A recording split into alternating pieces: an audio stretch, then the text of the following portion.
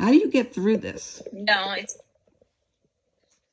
it's honestly, it's really hard.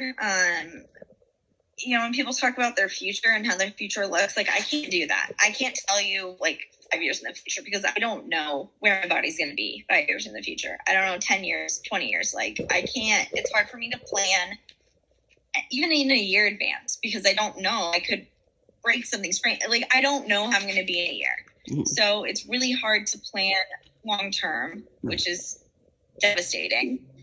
I'm only 35, and it's like, I feel like I don't know what my future is. Like, it's crazy.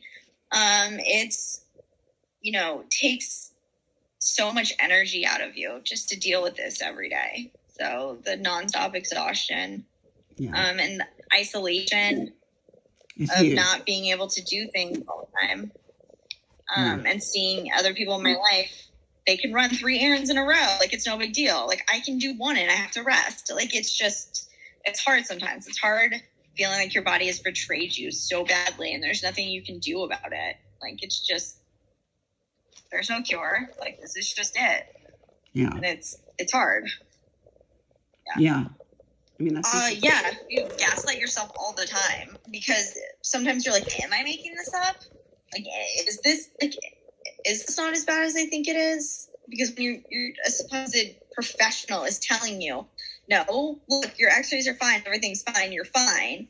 And you're like, well, am I is this in my head? Is it, like, you second guess yourself constantly, because when you have, like, an invisible illness, especially with EDS, the hypermobile type, it's a clinical diagnosis, right? So they haven't found the gene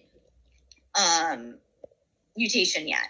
So it's just a doctor, like, went through the steps, and she was a great geneticist, and I know she knows what she's talking about, but still you second guess yourself, because there isn't, like, a blood test or something you can just definitively say, like, I have this thing. Yeah. And because of that, other doctors tend to second guess it too.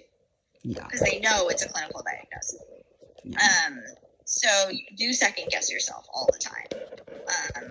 And it kind of drives you a little bit crazy. So you like, I have to, like, stop myself, because it's not